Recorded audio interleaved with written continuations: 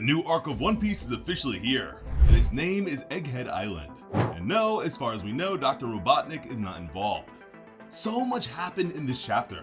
We met some new characters, the entire Straw Hat crew almost drowned, and a long-standing lurking legend finally showed up in person. Let's get to it. We open up right where the last chapter left off. Luffy and Chopper flying through the air. They have just spotted Jewelry Bonney and are as surprised as we all were last chapter. Thankfully, Luffy's quick to get to saving. He reaches out a stretchy hand to grab her before she falls to a watery grave below. Bonnie is just now regaining consciousness, coughing and splurting as she opens her eyes. She must have really been close to drowning when Zoro cut her out of the eddy. It takes Bonnie a moment to work out what is going on. She can't make out the faces of her rescuers, likely due to the water in her eyes. She yells, asking Luffy who he is. But before she can get an answer, Bonnie remembers something much more important. The monster. There had been a monster. Where did the monster go?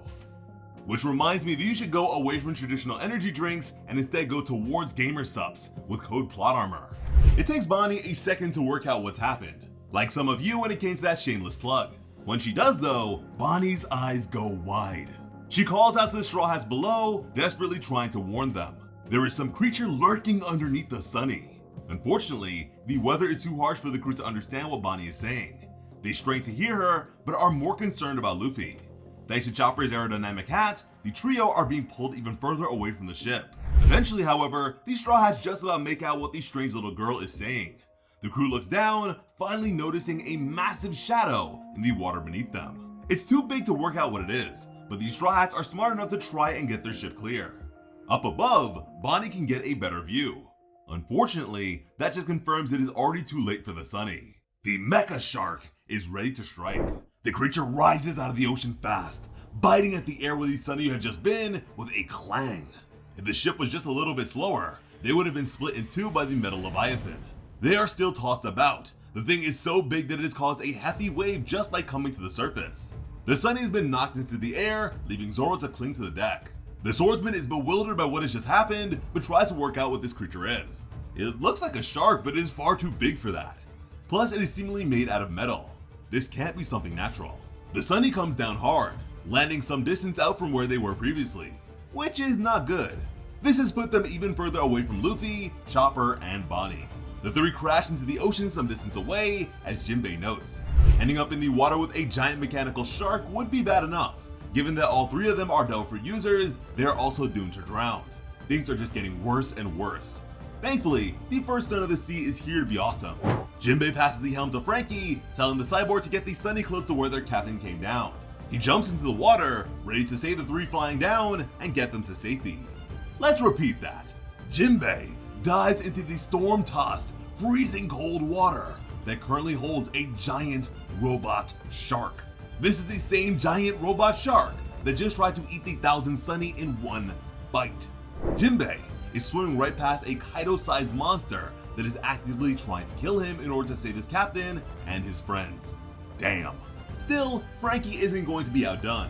The Sunny needs some speed here, but a bit less than a full coupe de burst. That would make them overshoot the drowning trio. As such, he brings out a new attachment, calling out the name as it is slotted into place. This is the rabbit screw propeller, and it makes a good first impression. Franky's clearly put some power into it. The Sunny kicks up a trail of white foam as it pulls away from the mecha shark. Strangely, this does not seem to bother the robotic predator. It watches the 1,000 Sunny pull away unconcerned. A few beeps come from the mecha shark as we see through its eyes for a second. It takes aim at the Sunny, placing the ship right in his crosshairs. Before Franky can pull away too far, a hefty metal cannon emerges from the mecha shark's mouth. It fires 3 torpedoes in rapid succession, the missiles cutting up through the water. Whatever propulsion mechanism they use seems much faster than Franky's screw propeller. The torpedoes impact the Sunny in perfect sync, creating a massive explosion. Even this is not enough to damage the atom wood hull, but that is a cold comfort. They have pushed the 1,000 Sunny onto its side. That is almost as bad as a breach in the hull. The Straw Hats scramble to hold on as their ship begins to capsize. The whole crew are heading towards a watery grave now. One final desolate cry from Sanji rings out as the Sunny slowly falls beneath the waves where the mecha shark is waiting.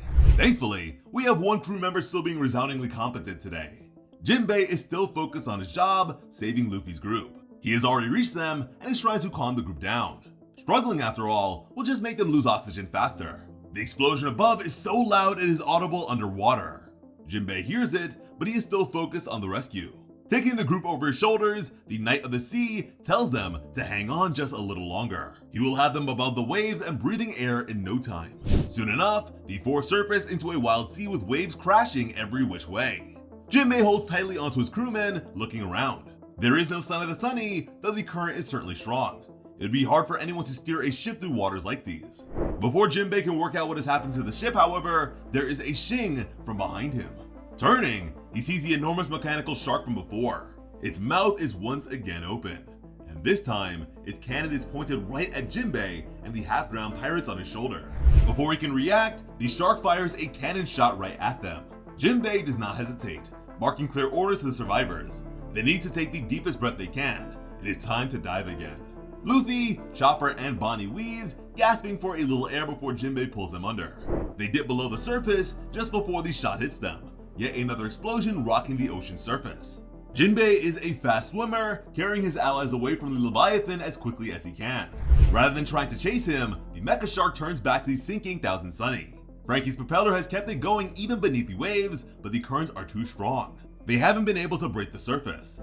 The mecha shark licks its lips, ready for a feast as it starts swimming towards the Sunny. Only this time, it is the shark that is interrupted. A new combatant has decided to enter the fight, approaching the giant shark from behind. And it is just as big as the mechanized monster. This figure is a more conventional giant robot, however. It's got quite scrawny legs and a small head, but its torso is hefty and its arms are thick. It is pretty clear that this thing packs one hell of a punch. It also has a pair of heavy-duty jets mounted on its back. These are probably what allow it to move so seamlessly underwater. It is an old-school giant robot just like the General Frankie. Going by the helmet fin, however, this mech was built by a Gundam fan. They probably kit bashed with Gunpla parts when they made the prototype for it. That would explain the mismatched design at least. On its torso, we get the name of this new behemoth, the Vega Force One. The mech gives the robot shark a look. The shark's eyes go wide with fear. It knows exactly what is coming. Sure enough, with one devastating punch, the Vega Force One smashes right through the mecha shark. Scraps of metal are sent flying as the creature's internal systems explode, the shark's eyes going white. No one is going to be fixing up this monster anytime soon. So yes, we have had a mech take down a mechanical shark this chapter. And unfortunately, both Luffy and Chopper are missing it. The two both love giant robots. They're going to be so jealous when they find out. That said, the rest of these Straw Hats would probably trade places with them. They are all currently drowning, lost in the current. With what Jinbei said, it has got to be nearly impossible for regular humans to swim in these conditions. We see Zoro and Usopp clawing towards the surface, trying to reach upward towards safety. But they are not even close. The light of the surface starts to fade away as the Straw Hats start to lose consciousness. So with the majority of our beloved crew busy dying horribly, we cut away to a nearby naval base. This is G-14, and as you would expect from a Navy station this deep in the New World, it is heavily fortified. It has strong sea walls and heavy cannon emplacements.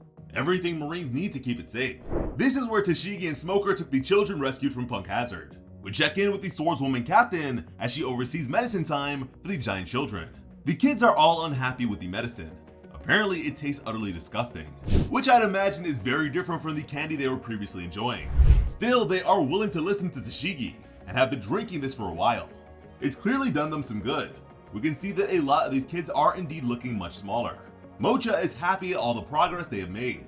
The Navy has actually made good on their promise to these children. Even if they are complaining, it is touching to see these kids doing well after what Caesar put them through. Vice Admiral Dahl has come to talk with Tashigi. She's got quite a unique look for a senior officer, going for a leather jacket and a spiked choker. She is here to ask for Tashigi's help with dealing with Helmeppo. Apparently he has been a pest and Dahl is hoping Tashigi can get him under control. However, Tashigi is having none of it. She is on Helmeppo's side. His best friend is in terrible danger. Tashigi wouldn't even try to stop him. She feels the same way. They might share the same rank, but Koby is her junior as a Marine. She would like to help him if she could, and Helmeppo sure could use the help. We see him talking to a senior officer, and he is a mess of tears and dripping snot.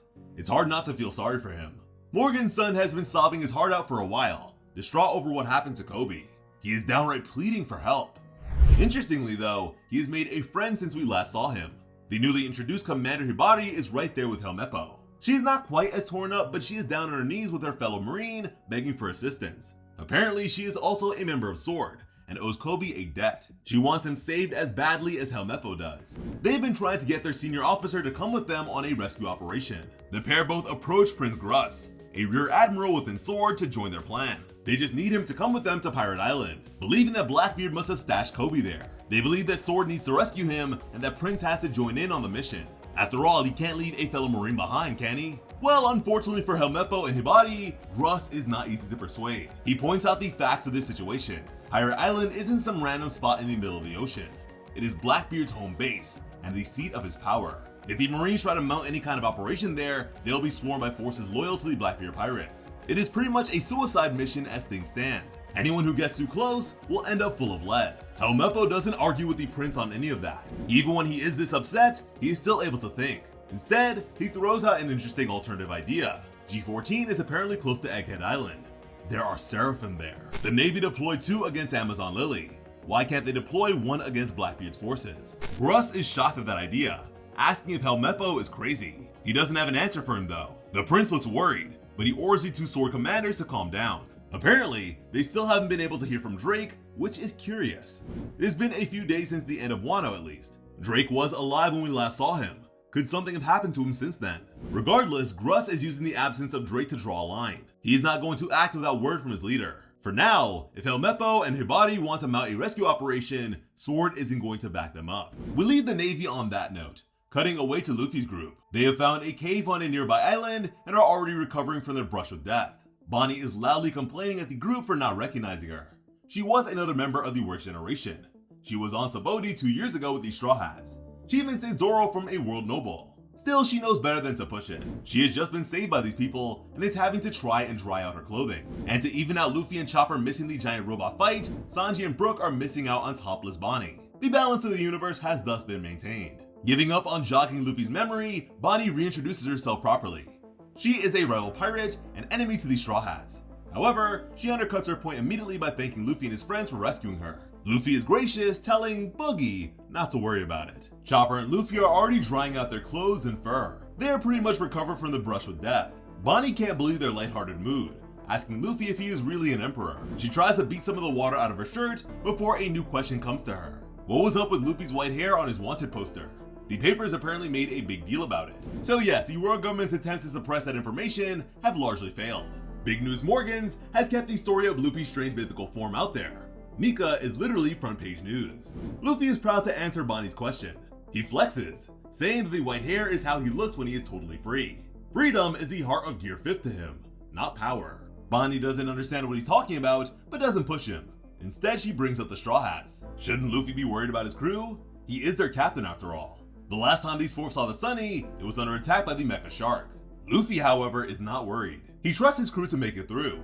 Bonnie is befuddled by that level of blind faith, going against all rational logic. Luffy is clearly going to take some getting used to for her, and at that she should probably ask Law for some tips. As things stand, Bonnie just sighs with disbelief. She can't believe this bonehead has persuaded Jinbei, the Knight of the Sea, to join his crew. Having heard his title, Jinbei joins the conversation. He asks Bonnie how exactly she ended up, well, like the Straw Hats found her, trapped in a strange water phenomenon in the middle of the ocean, being chased by a giant mechanical shark. What happened to her ship and crew? Bonnie knows that she came out here alone. The shark apparently ate her ship. Rather than explaining anything further, however, she changes the topic. Talking about the ship gobbling down her ship has reminded Bonnie that she is hungry, and that is certainly a sentiment Luffy can get behind.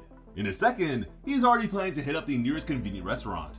Chopper is very impressed by this, believing that somehow, Luffy must still have some money on him despite being thrown into the air and almost drowning. His captain is always prepared, which I highly doubt. Bonnie, however, shoots the pair down. There are no restaurants on this island. It is only now that she realizes the Straw Hats have no idea where they have come ashore. Since that leaves her the only one in the loop, Bonnie spells out the situation for them. This is Egghead, an island that is said to be 500 years more advanced than the rest of the world. And this is where the infamous Dr. Vegapunk has set up their new research lab. Luffy surprisingly remembers that name, likely from his time on Punk Hazard. It was Vegapunk's old research lab after all. Bonnie reveals that she apparently came here for Vegapunk, having some kind of business with the world government scientist. And with that ambiguous note, we finally return to the Thousand Sunny. Thankfully, Vega Force One has saved the ship and crew. The giant robot lifts the Sunny out of the water gently, looking like a kid with a model ship. The crew are mostly gasping for air, glad to finally be above the waves. We even see Caribou taking a few deep breaths from inside his barrel in case anyone was worried about our beloved Mudman guest. Frankie and Usopp, however, do not have time to breathe. They're too busy gaping in awe at the massive robot. The earlier panels implied that it was big, but we only saw the Vega Force One next to the mecha shark. One big thing next to another big thing makes it a bit unclear how big it is.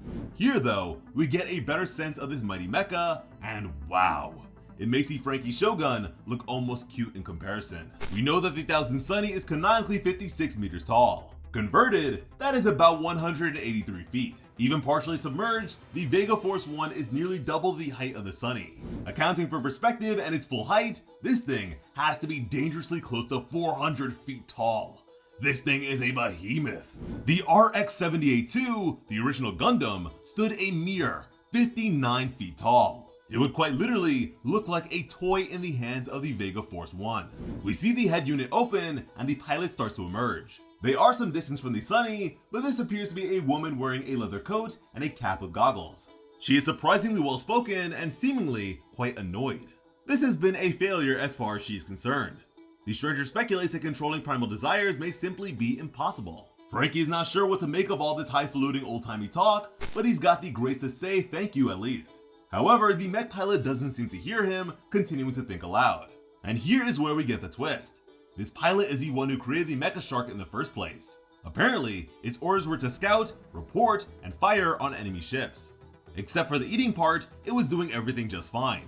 And yes, if you look closely, you'll see Vega painted onto the side of the robot shark at a few key points in this chapter. The pilot is clearly bothered by this failure. After all, if the shark eats the ships, they cannot be salvaged. And this is where our good pilot remembers that she has an audience. Finally registering what Frankie said, she calls back down to the Straw Hats. The idea that she saved them makes this stranger smile. These poor naive pirates have no idea what has just happened. She's an employee of the world government after all, one they refer to as a scientific genius. And we close the chapter with our mystery pilot finally giving her introduction. This is the legendary Dr. Vegapunk in the flesh. Her bodysuit even has Punk 02 written on it. This introduction has been a long time coming. Vegapunk is the person who turned Bartholomew Kuma into a cyborg.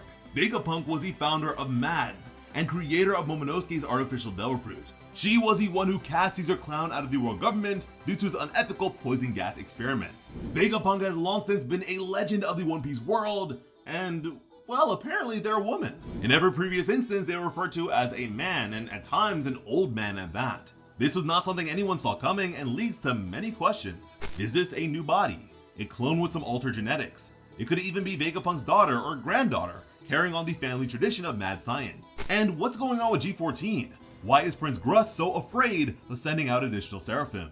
The arc has only just begun, and we've already been hit with a ton of questions. But listen, if you think you have any of the answers, please let us know down below in the comments. As always, I'm Slice of Otaku. Thank you all so much for watching, and have an awesome day. I love you.